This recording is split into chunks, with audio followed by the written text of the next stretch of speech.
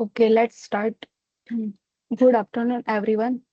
Thank you for taking time out of your busy schedule to join us today. I really appreciate you being here. Welcome to today's session. Business logic flows the vulnerabilities scanners never find. So, over the next 35 minutes, we will explore why these vulnerabilities are often missed, what their impact looks like, and how organization can better address them. So, with that, let's get started. So, before we begin, a quick introduction about myself. I am Lata Parmar, a security analyst at Certbar with over 3 years in offensive security. With that, let's jump into the session. Okay, before we dive in, let me quickly walk you through today's agenda. We will start by looking at why technical security alone is not enough and where traditional approach miss risk. Then we will unpack what business logic flows actually are and why they are fundamentally different from conventional vulnerabilities. From there, we will discuss why even Pentests can miss the real risk, followed by a live demonstration to show how these flows are exploited in practice. And finally, I will close with Certbar's approach and readiness for addressing this evolving threat landscape. And of course, we will leave time for the question at the end. So, with that, let's begin. Okay, so let me start with a question. How many organizations believe they are secure? Because the scanners are green, compliance is fast, and audit looks clean. Honestly, a lot of them do. And that's the exactly where the problems begins.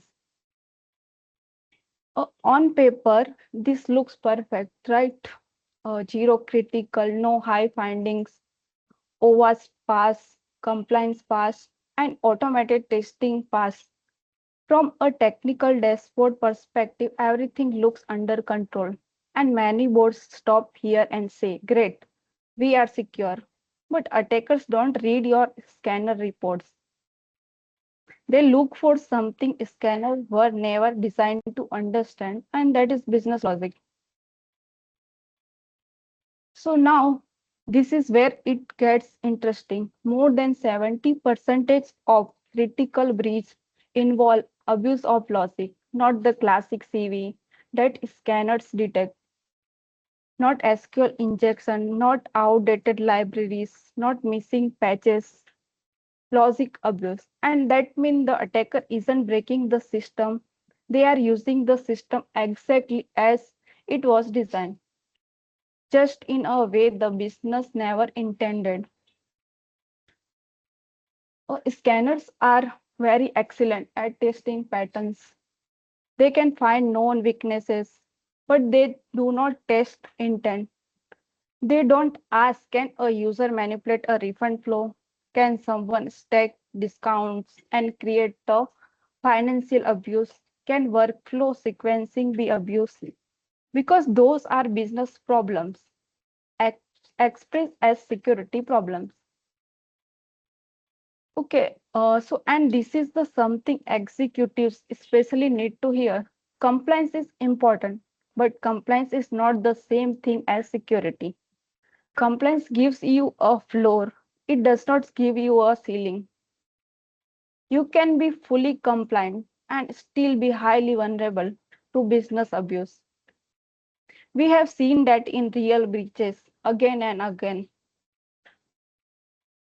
Every clean report has blind spot, not because scanners are bad, but because context cannot be scanned.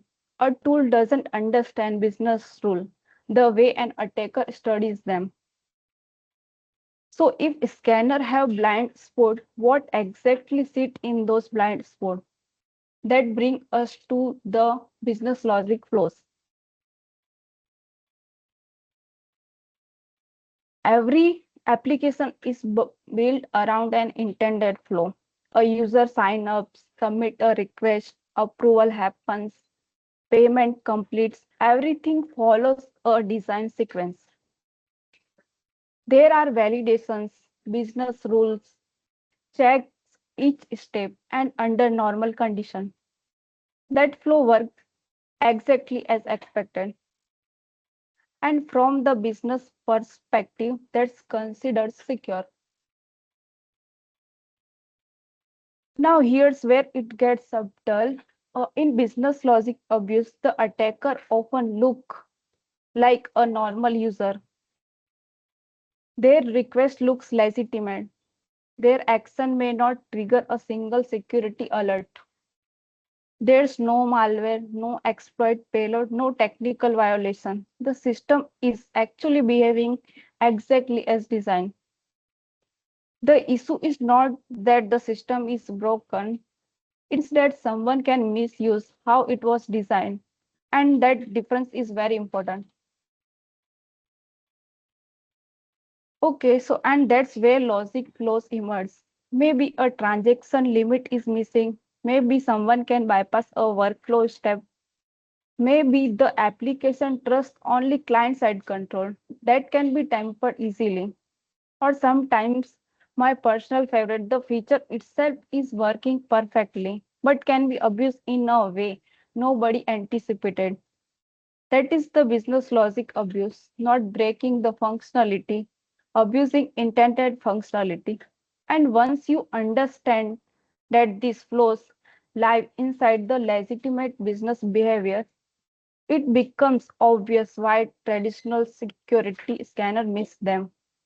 Which bring us to the blind spots of security scanners. So, okay, let me be clear. Scanners are valuable. They do exactly what they were built to do. They find patterns. They detect known vulnerabilities like SQL injection, accesses, remote code execution, and all the classic vulnerabilities. They are fire automated payloads. They test parameters one by one. And for the technical security, that is extremely very useful. But notice what they are doing. They are testing components in isolations. But business logic flows require something different. They require context, understanding how the business process actually works, how approvals depend on earlier step, how multi-step flows interact, and often they require something automation doesn't have: human reasoning. Because attackers don't think in payloads, they think in abusing paths. And this is the gap. On one side, scanner test technical patterns. On other side, business logic flows require contextual reasoning. And where those two don't meet, business logic vulnerabilities exit.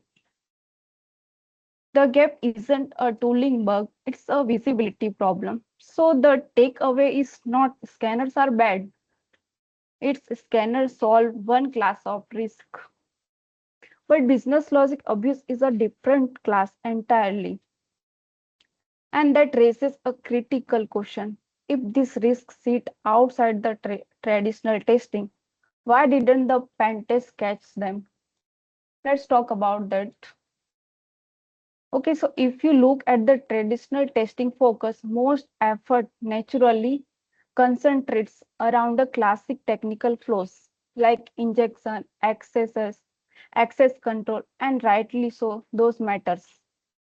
But we get to the logic flow, something interesting happens. Traditional testing attention drops off, but business risk actually increases day by day. And that's the gap we have been talking about.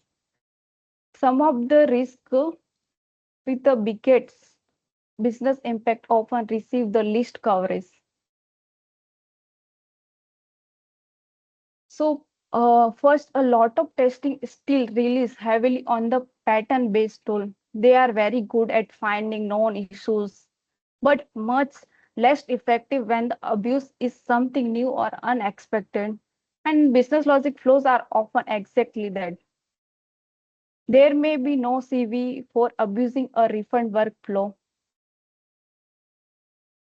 Second, most pen tests are time box, and when time is limited, breadth often wins over depth. Test to many things rather than deeply modeling how one business process could be abused. But logic flows usually hide in depth. That's a big difference. This is something people often underestimate. Technical severity doesn't always reflect a business impact. Something rated as a medium finding could still lead to the major financial abuse in practice. In business logic, the real impact isn't always reflected in a severity score. So, and perhaps the biggest reason without business context, testing can't fully reason about business abuse. A tool may understand inputs, a tester may understand vulnerabilities, but unless someone understands what the application is supposed to do, they may miss how it can be misused. Security testing without business context can miss business risk. And once you see that, the natural next question becomes, what do this logic flow actually look like in the real world? Let me show you the some of the example. So everything start completely normal. A customer adds headphone to the cart and the price is 4,999 rupees. Nothing suspicious. The business flow is working exactly as intended. When the checkout request when the checkout request is sent, the application sends price information to the server. And at this point, many system makes a dangerous assumption. What comes from the client can be trusted. That assumption is where trouble begins. Okay, now imagine an attacker intercept the request, change the price from 4,999 to 1 rupees and forward it.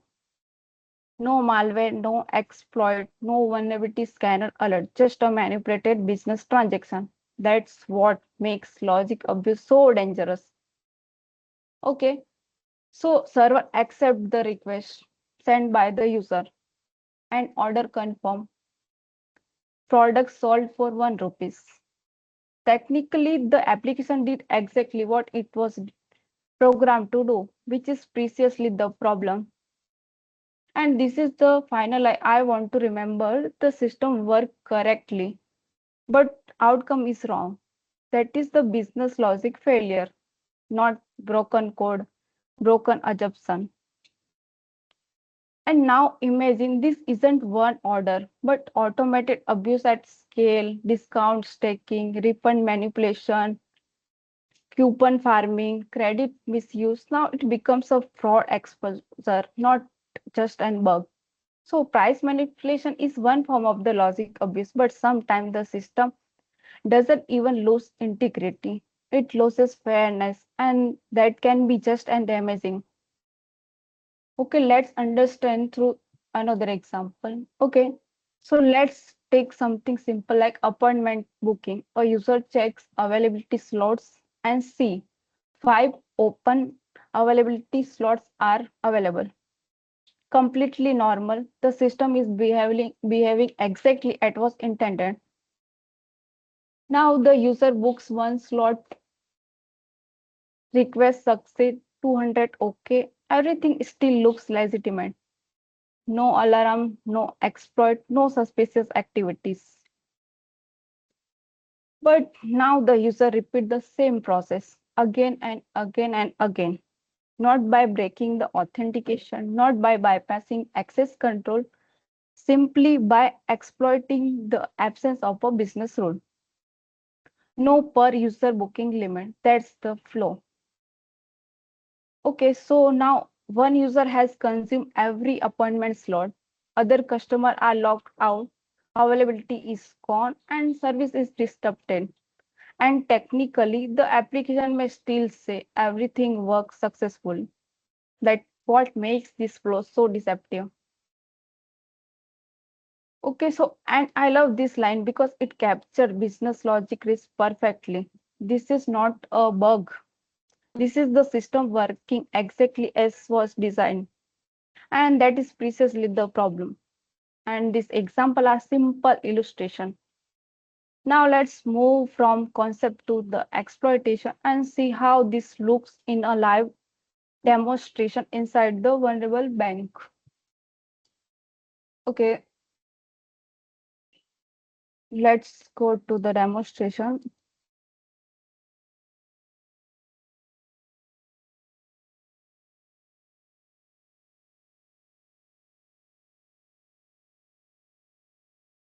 Uh, Before I move into the demonstration, a quick disclaimer. This demo is being performed in a controlled lab environment using vulnerable bank and intentionally vulnerable application created for security, education, and testing purpose. The objective here is purely to illustrate how business logic flows can be identified and abused. This is for awareness and education purpose only. Okay, let's go for the demo. Okay.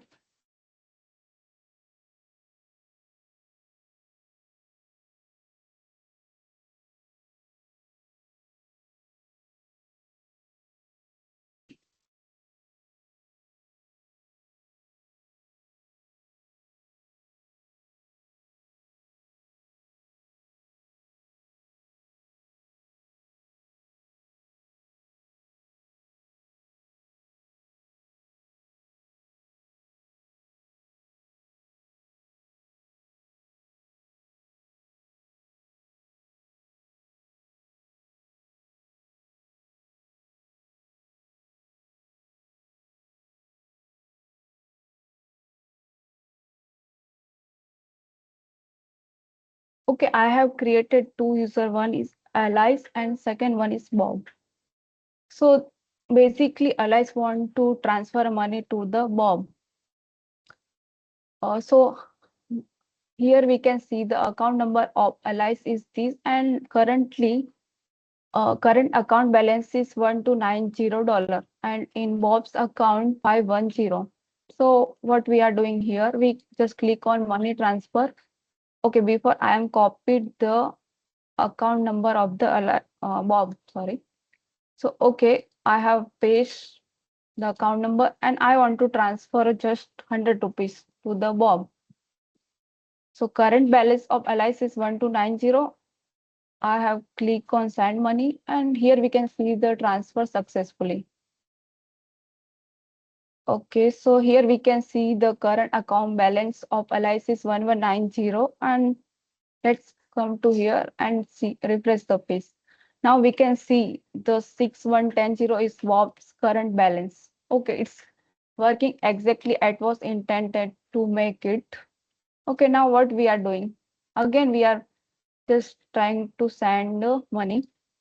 I have pasted the account number and just again, I want to transfer 500. I'm not doing anything. Instead of just added a minus sign before the amount and just send money and transfer successfully. Okay, just refresh the page. The Ally's current account balance is 1690, and let's back to the Bob and just refresh the page. Here we can see what happens. The now current balance of Bob's is 110. It was exactly working, but it's happened differently. Like added amount to the Ally's account and it's deducted from the Bob's account. So attacker can use this functionality and make a millions in real world scenarios. So that can be a very big issue, and that is the business logic issue. It's happened. Okay, that's it for the demo. Okay, so we have seen that logic flows look like, but how do attacker actually discover and exploit them? Because it usually does not start with sophisticated hacking. It starts with understanding your process better than you do. Okay, let's understand how attacker actually exploit. So the first thing attacker do is study the workflow, not the code, the workflow. How does registration work? What happens before and after approval? Which step depends on previous step? Where are decisions being made? They map the process almost like a business analyst, just with very different intentions. Okay, so they look for the weak assumptions like missing validations, missing limits, broken business rules, and places where the application trusts something it shouldn't. They are not asking, how do I break this system? They are asking, how can I make the system help me abuse itself? They come into manipulation, change a value, replay a request, keep a step, reorder a sequence, use valid actions, invalid combination. And that's the important. Most logic abuse isn't one malicious payload, it's sequencing. And once it works, they scale it, automate it, and repeat it. Same process. Turn one weakness into fraud, privilege abuse, or operational disruption. That's when logic flow become a business event. So exploitation is not a single request. It is a sequence of valid action used maliciously. That is what makes these vulnerabilities hard to detect and hard to defend. So far, we have focused on how attackers exploit logic flows, but executives usually care about a different question. What does this mean for the business? So, first, direct revenue impact. This is often the most immediate. Unauthorized transaction, pricing abuse, financial leakage, sometimes not through theft, but through business process manipulations. We have already seen 1 rupee checkout flows looks technical until it becomes a financial control value.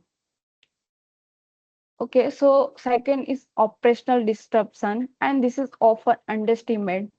Logic abuse can overwhelm workflows, consume resources, break service availability, or disrupt core operation. So one user monopolizing all appointment slots that's come under to the operational disruption. Okay, so third one is reputational damage because customers don't distinguish between a technical exploit and a logic flow. They only see the business fail them and loss of trust, brand impact, public exposure, and often the reputational cost exceeds the direct financial loss. Fourth one, compliance and regulatory exposure. Because one logic abuse affects customer rights, financial controls, or access governs. It is often become a compliance issue, audit failures, regulatory findings, potential legal penalties, and how security risk become governance risk. And that's why I always say business logic flows are rarely just vulnerabilities. They are often business control failures. And business control failure tend to be expensive. So if business logic flows can cause financial, operational, and compliance damage, where do we typically see the highest concentration of the risk? Banking and finance. And honestly, no surprise. Complex transaction logic, authorization dependencies, session handling, API driven workflows. This is the ground for logic abuse. When attackers can manipulate process instead of breaking control, fraud becomes much harder to detect. Second is e-commerce. This is where we see things like price manipulations, account takeover abuse, idol-driven business abuse, coupon stacking, refund exploitation. The 1 rupee checkout example we saw earlier lives right here. Third one is healthcare, and this is the often overlooked. Healthcare systems have deeply interconnected workflows, appointments, approvals, claims, records, and when logic breaks there, It's not just fraud, it can affect privacy and service delivery. Fintech deserves a separate attention because here we see some of the most dangerous abuse patterns, race conditions, limit bypass, negative transfer manipulation, business rule abuse, and in fintech, logic flows can sometimes move from vulnerabilities to systematic risk. And this is the really the big takeaways. Impact is highest where money, workflows, and trust intersect. And frankly, that's where dependent needs to focus it. So we have talked about where business logic risk lives. The bigger question is how do you test for something traditional tools weren't built to find? This is exactly where our approach at Certbar differs. First is logic first testing. We take a logic first testing approach. We don't start with just endpoint. We start with workflows. We test how the business process behaves under abuse, not just whether an input accepts payload.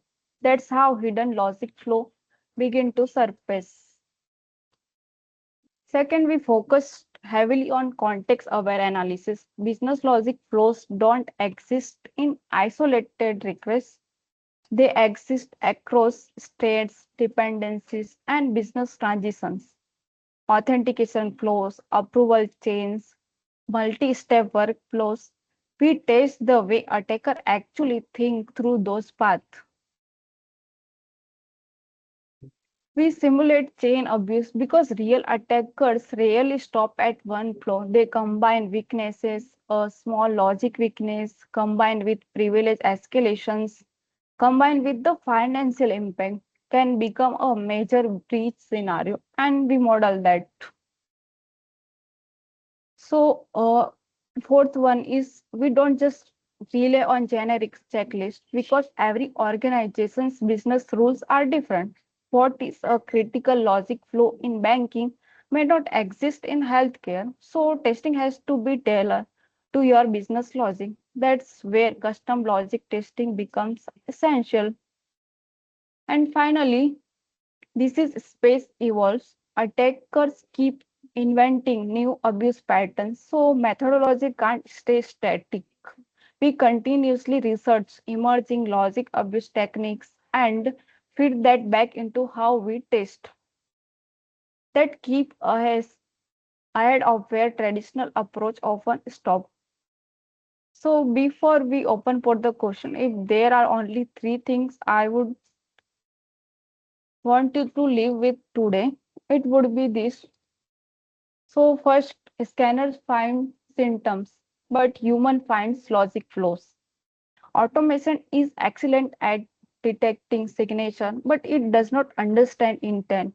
And business logic obviously lives in intent. Second is compliance is a floor, not a ceiling. Passing audit may tell you you have made baseline controls. It does not guarantee resilience against abuse. And for many organizations, that distinction matters enormously. Being compliant does not automatically mean being secure. And third, every application has a blind spot. The only question is who find it first, your team or an attacker at 3 a.m. And maybe that's really what business logic security is about, finding the blind spots before somebody weaponizes them. Okay, thank you for your time, and I would be happy to take questions.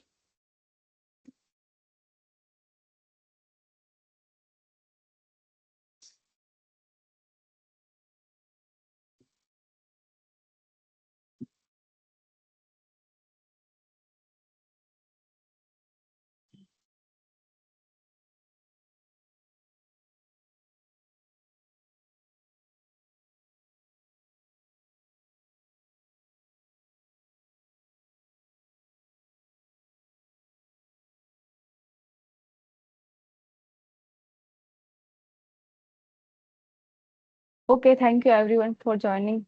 Let's stop it. It was a great session, Lata. Thank you so much. Yeah.